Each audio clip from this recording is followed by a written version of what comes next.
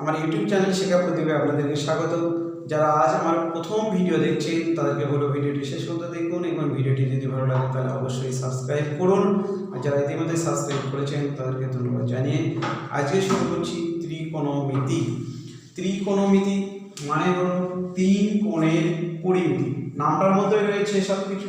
ত্রিকোণমিতি তার মানে কি তিন কোণের পরিমাপ। সেই তিনটে কোণ আমরা যে কোনো ত্রিভুজ নিয়েই কিন্তু ত্রিকোণমিতি হয় না। একটা ত্রিভুজের মাপ আছে, সেই ত্রিভুজটাতে একটা সমকোণী ত্রিভুজ। সমকোণী ত্রিভুজ বিভিন্ন ধরনের হতেই পারে, দুটো বাহু সমান হতে পারে অথবা অন্য কিছু বিষমবাহু হতে পারে। কিন্তু এখানে যেটা হবে মূল বৈশিষ্ট্য একটি কোণ 90 ডিগ্রি এবং অন্য দুটি কোণ হলো সূক্ষ্মকোণ হতে হবে। এই হলো এবং এই তিনটে কোণের পরিমাপটা হলো ত্রিকোণমিতি। এবং এই ত্রিকোণমিতি যারা চাকরি পরীক্ষার জন্য প্রস্তুতি নিচ্ছ তাদেরকে বিভিন্ন পরীক্ষায় এটা আসে। এছাড়াও যারা ক্লাস 10-এর ছাত্র তাদেরও ত্রিকোণমিতি একটা চ্যাপ্টার আছে। এবং যারা আগে পড়াশোনা করেছেন এখন চাকরি পরীক্ষার জন্য প্রস্তুতি নিচ্ছেন হয়তো ত্রিকোণমিতি ভুলে গেছেন, আমি তাদেরকে বলবো ক্লাসটি শেষ পর্যন্ত দেখুন। ত্রিকোণমিতির সূত্রগুলো আপনার কাছে অনেকটা আবার সেই জড়পাতার মতো হয়ে যাবে। তাহলে দেখা যায় আমরা কি করছি। সেটা হলো প্রথম যে সূত্র রয়েছে সেটা হলো সাইন, আমি বলবো এই সিকোয়েন্স মেনটেন করে করতে, সাইন থিটা। দ্বিতীয়টা হলো কস থিটা। তৃতীয়টা হলো ট্যান থিটা। চতুর্থটা হলো কট থিটা। পঞ্চম হলো সেক থিটা। 6 হলো কোসেক থিটা। এবং এই যে জিনিসটা আমি বলছি এই সিকোয়েন্সটা যদি আমরা মেনটেন করি তাহলে কিন্তু সবটাই হয়ে যাবে।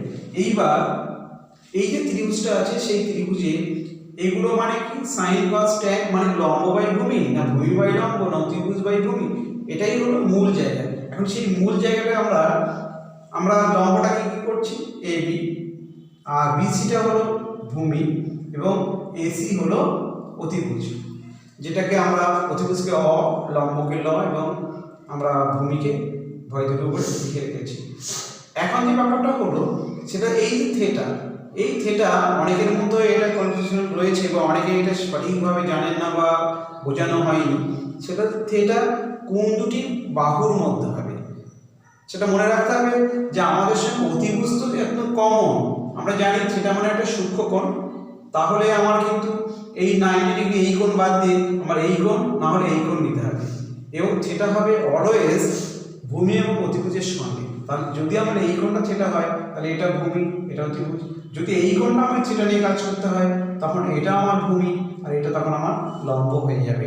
অর্থাৎ ভূমি এবং লম্ব কিন্তু চেঞ্জেবল, কিন্তু অতিভুজ কখনোই নয়। যদি এরকম হয় এবং আমরা জানি অতিভুজ লম্ব ভুল হয়ে যায় তাদেরকে বলবো যে একটা ছোট্ট একটা ধাঁধা আছে, সেই ধাঁধাটা বা ছড়া আছে সেটা যদি আমরা মুখস্থ করতে পারি আরও সেটা হয়ে যাবে। সেটা কি সাই লাঠিয়ান। সাই লাঠি আন কস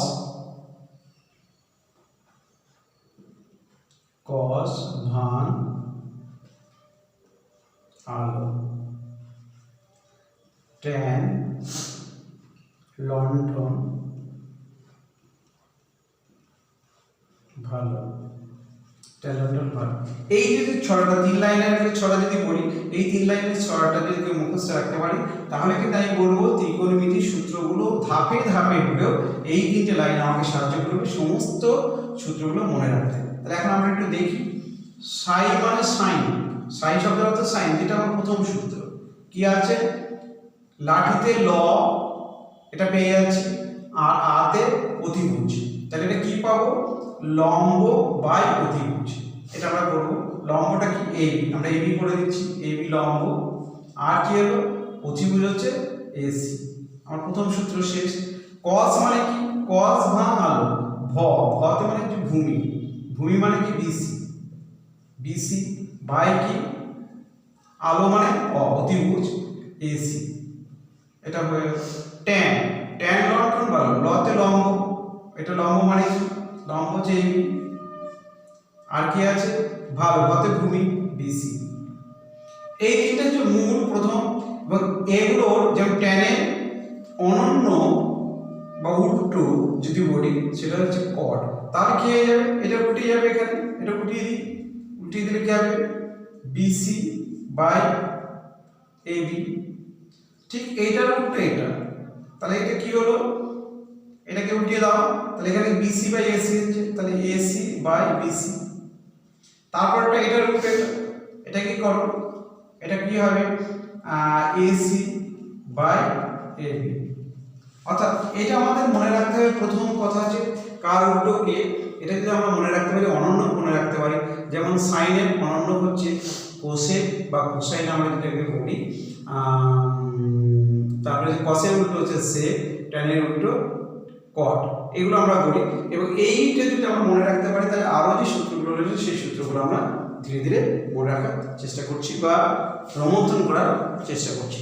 এরপরে কি রয়েছে, এই যে সাইন এবং কস আমরা দেখতেই পেলাম যে সাইন কি রয়েছে এবি অর্থাৎ লম্ব অধিভুজ, কস হলো কি ভূমি অধিভুজ, এবং ট্যানটা দাঁড়িয়ে গেল কি এবি বাই বিসি অর্থাৎ লম্ব বাই ভূমি, অধিভুজটা গ্যাপ। এবার দেখা যাচ্ছে যে এই দুটো যদি গুণ করি বা ভাগ করি তাহলে কি দাঁড়ায়, এই এবি বাই বিসি আমরা এক এক করে করি তাহলে দেখতে সুবিধা হয়ে যাবে।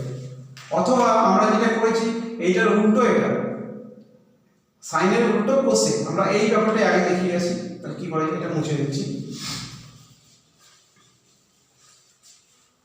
সাইনের উল্টো কি বলেছি আমরা,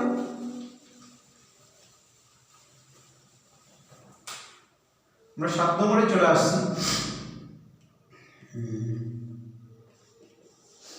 7 নম্বর আমরা জানি সাইন এর উল্টো কি বলেছিলাম, সাইন ইনটু, তাহলে এর উল্টো যদি হয় যেমন বলি x এবং x এর উল্টো যদি হয় 1/x, গুণ করলে কত হয় 1 হয়। ঠিক তেমনি সাইনের উল্টো ছিল হচ্ছে কোসেক, তাহলে কোসেক, তাহলে সাইন ইনটু কোসেক ইকুয়ালটা আমরা কিন্তু 1 বলবো। অর্থাৎ এখানে যদি একটা থিটা লাগিয়ে দিই, এখানে থিটা লাগিয়ে দিই, তাহলে sine theta into cosec theta equal to 1। ঠিক সেম ওয়েতে বলতে পারি বা দিয়ে sine theta equal to 1 by cosec theta, এটা এই গুণাচক রাশিকে ভাগ। অথবা বলতে পারি cosec theta equal to 1 by sine theta, এটা যেমন বলতে পারছি।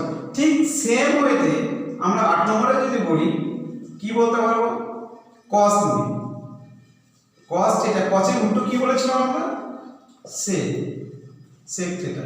তাহলে এটা কি, যেহেতু অনন্যভাবে বলছি তাহলে এই দুটো কিন্তু গুণ করলেও আবার 1 হবে, তাহলে আমরা বলতেই পারি cos theta equal to 1 by sec theta. ঠিক আবার বলতে পারি sec theta equal to 1 by cos theta. তাহলে এটা আমরা দেখলাম, অর্থাৎ আমার মনে রাখতে হবে cos এর উল্টো কি sec। তাহলে যেহেতু উল্টো আমরা বললাম একটু আগে দেখিয়েছি যে x এর উল্টো 1/x, তাহলে এটা গুণ করলে কিন্তু কাটাকাটি করে 1 হয়ে যাবে। ঠিক তেমনি cos এর উল্টো sec, sin এর উল্টো cosec, তাহলে আমরা sin এর উল্টো cosec কে প্রমাণ করতে পারবো। এবং এগুলো যদি সমাধান করি তাহলে sin theta equal to 1 by cosec theta, বা cosec থিটা ইকুয়াল টু, যদি এখানে cosec থিটা রেখে দিই তাহলে sin থিটা উল্টো দিকে চলে যাবে, তো 1 বাই sin থিটা হয়ে যাবে। ঠিক তেমনি cos থিটা দিয়ে এটা আমরা করতে পারি। ঠিক নেক্সট আমরা যেটা সূত্র রয়েছে সেটা আমি বলি, সেটা 9 নম্বর, সেটা কি বলবো, tan theta into cot theta, এটাও 1। ঠিক সেম ওয়েটা বলতে পারো tan থিটা ইকুয়াল টু কি, tan theta equal to 1 by cot theta. অথবা এই cot থিটা যদি বাঁ দিকে রেখে দিই, cot theta equal to 1 by tan theta, এটা আমরা সূত্র করতে পারছি। এছাড়াও যেটা রয়েছে ইম্পর্টেন্ট সূত্র সেটা আমরা দেখেছি যে এই tan থিটা ইকুয়াল টু কিন্তু sin theta by cos theta. এটা কি করে হলো, sin থিটা মানে আমরা জানি, হচ্ছে লম্ব বাই অতিভুজ, আর cos থিটা মানে কি জানি আমরা, ভূমি বাই অতিভুজ। তাহলে এই যে অতিভুজ যদি কেটে যায় তাহলে আমার কি পড়ে থাকে, লম্ব বাই ভূমি, আর আমরা তো জানি tan মানে লম্ব বাই ভূমি, so tan theta equal to sin theta by cos theta. এটা আমাদের হয়ে গেল মুখস্থ। এইবার আমরা যেটা করব সেটা হলো একটা পূরকের ব্যাপারটা আমরা একটা পূরক দেখে আসি। কি পূরক? পূরক কোণ কখন বলি? দুটি কোণের সমষ্টি যখন 90 ডিগ্রি তখন তাদেরকে বলা হয় একে অপরের পূরক। ধরা যাক এই যে এ বি সি এই তিনটে কোণের মধ্যে এই যে এ কোণ এবং বি কোণ এদের সমষ্টি কিন্তু 90 ডিগ্রি, অর্থাৎ angle A plus angle C equal to 90 degree. তাহলে আমি কি বলতে পারি? এ কোণ সি কোণের পূরক এবং সি কোণ এ কোণের পূরক। অর্থাৎ দুটি কোণের সমষ্টি যখন 90 ডিগ্রি তখন সেই কোণ দুটোকে বলা হয় পূরক কোণ। তাহলে যদি হয় তাহলে এই কোণটা কত? এই কোণটা হবে 90 ডিগ্রি মাইনাস থিটা। এটা যদি হয় তা আমরা যেটা বলতে পারি সেটা কি কি পূরকের ব্যাপারটা আসছে। যদি আমরা এই কোণ নিয়ে সাইন করি, এই কোণ নিয়ে সাইন করলে কি হয়? সাইন থিটা ইকুয়াল টু আমরা জানি লম্ব বাই অতিভুজ। কিন্তু যদি আমরা এই কোণ নিয়ে করি তাহলে কি এই লম্ব অতিভুজটাকে পাবো, তখন কিভাবে পাবো? এটাকে তখন কিন্তু ভূমি হয়ে যাবে। যদি ভূমি হয় তাহলে কি ভূমি অতিভুজ? ভূমি অতিভুজ মানে কি? ভূমি বাই অতিভুজ মানে হচ্ছে cos। তার মানে কি হলো sin θ equal to cos 90 degree minus theta. তাহলে এখান থেকে আমরা বলবো এই দুটো কিন্তু পূরক হলো। কেন পূরক হলো? আমি দেখতে পাচ্ছি এইখানটা যদি আমি cos করি, এই যে 90 ডিগ্রি মাইনাস থিটা এই কোণকে যদি cos করি তাহলে cos করা মানে কি? cos মানে হলো হচ্ছে ভূমি অতিভুজ। তাহলে এটা তখন ভূমি হয়ে যেত, এই লম্বটা তখন ভূমি হয়ে যেত। সেই জন্যই বলছি এই সাইন এবং cos এরা কিন্তু পূরক। যার জন্য আমি সিকোয়েন্সটা মেনটেন করতে বলেছি। প্রথমে আমরা সাইন, তারপরে cos, তারপরে tan, তারপরে হলো cot, তারপরে sec এবং cosec। এবং মনে রাখার জন্য এই দুটো পরপর পূরক, tan cot পূরক, sec cosec পূরক। এটা মনে রাখার জন্যই কিন্তু আমি এই সূত্রটা মনে রাখার জন্য বলছি এই সিকোয়েন্সটা মেনটেন করা। এই দুটো পরপর পূরক, sin cos পূরক, tan cot পূরক, sec cosec পূরক। এবং এটা যদি আমরা এই লিখতে পারি ঠিক সেম ওয়ে আমরা লিখতে পারি cos, সূত্র তো কতগুলো সূত্র, যাই হোক একটা সূত্র, নতুন সূত্র হলো এখানে নতুন সূত্র আমরা বলছি। তাহলে cos থিটাও একটাই বলতে পারি sin 90 ডিগ্রি মাইনাস থিটা। অথবা এই সূত্রকে অনেক অন্যভাবেও দেখে, সেটা কিভাবে দেখে সেটা বলছি যে sin 90 degree minus theta equal to cos theta, এইভাবে লেখা যেতে পারে। অথবা এটাকে আমরা লিখতে পারি যে cos 90 degree minus theta equal to sin theta, এটা আমরা কিন্তু বলতে পারি। এইভাবেও আমরা লিখতে পারি। সেম ওই নিচে দুটো আমরা কিভাবে লিখব? এই নিচে tan এবং cot আমরা পূরক, তাহলে আমরা বলতেই পারি tan 90 degree minus theta equal two cot theta. ঠিক আবার উল্টিয়ে লিখতে পারি cot 90 degree minus theta equal two tan theta. আবার sec cosec যদি পূরক হয় তাহলে আমরা কি লিখতে পারি? sec 90 degree minus theta equal two cosec theta. আবার কি লিখতে পারি? তাহলে cosec 90 degree minus theta equal two sec theta. এইভাবে আমরা সূত্রগুলো কিন্তু টানতে পারি। এছাড়াও আরো কিছু যে সূত্রগুলো রয়েছে আমার, এগুলো থেকে আমরা যদি কাজে লাগাই সেটা আমরা দেখব। সেই সূত্রগুলো রয়েছে দেখি একটু।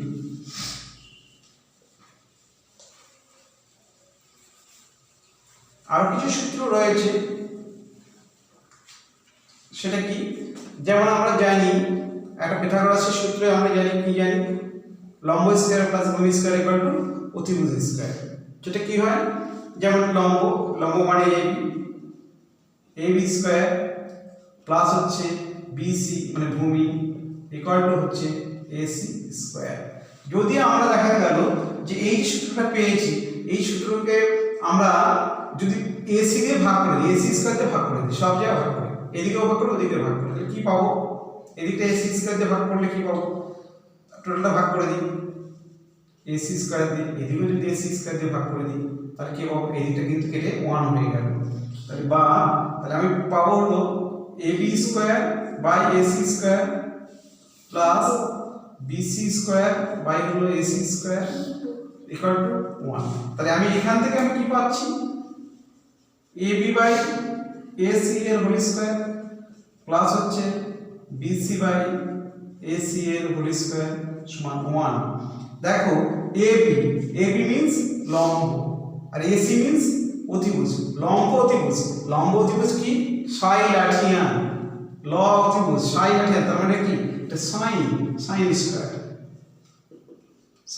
স্কয়ার থিটা প্লাস বিসি মানে কি ভূমি, এসি মানে অতিভুজ, তাহলে কি ভূমি অতিভুজ, এটা কি cos ভাঙ আলো, তাহলে cos square theta equal to 1। তাহলে এখান থেকে একটা সূত্র তৈরি হয়ে গেল sin square theta plus cos square theta equal to 1। তাহলে এখান থেকে আমরা এই সিকোয়েন্সটাই মেইনটেইন হলো, উপর থেকে এই যে সিকোয়েন্সটা বললাম এই সিকোয়েন্স মেইনটেইনই হয়ে এখানে হলো। যদি নিচের দিকে আসে এই সূত্রটার ক্ষেত্রে আমি বলছি যদি নিচের দিকে আসে তাহলে আমরা প্লাস পেলাম, এই মাঝখানে এই চিহ্নটার কথা বলছি প্লাস, এটা একটা নতুন সূত্র হলো। হ্যাঁ আমি যে সূত্রটার কথা বলছিলাম এই যে পিথাগোরাসের সূত্র লম্ব স্কয়ার প্লাস ভূমি স্কয়ার ইকুয়াল অতিভুজ স্কয়ার, এটাকেই যেমন আমরা অতিভুজ দিয়ে ভাগ করেছি, অতিভুজের মান দিয়ে ভাগ করেছি, ঠিক তেমনি আমরা যদি লম্ব স্কয়ার দিয়ে ভাগ করি অথবা ভূমি স্কয়ার দিয়ে ভাগ করি তাহলে আরো দুটো সূত্র পাবো, সেই দুটো সূত্র এইভাবে তৈরি করা যাবে। তো বিস্তৃত না বলে তুমি সূত্র দুটো বলে দিচ্ছি কিভাবে সেটাকে আমরা করতে পারি।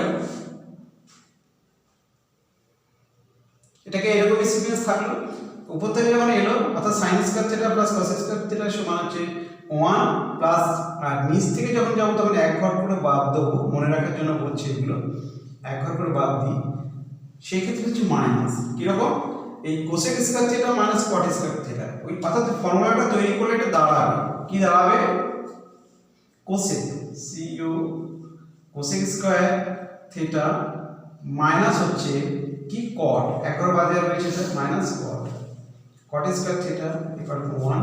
আরেকটা কি রয়েছে সেক স্কয়ার থিটা মাইনাস হচ্ছে tan square theta equal to 1। তাহলে এখানে একটা কিন্তু ফর্মুলা চলে আসবে এবং এই ফর্মুলাগুলো আমরা দেখেই মনে হচ্ছে যে বীজগণিতের কি ফর্মুলা, যে আমার বীজগণিতে ঠিক বর্গ নির্ণয় উৎপাদকের ফর্মুলা স্কয়ারের ফর্মুলা, অর্থাৎ ত্রিকোণমিতির সঙ্গে বীজগণিতের একটা কোরিলেটেড ভাব রয়েছে। অর্থাৎ যদি আমরা বীজগণিতের ফর্মুলাগুলো না জানি তাহলে কিন্তু এই ফর্মুলাগুলো ইউজ করতে পারবো না।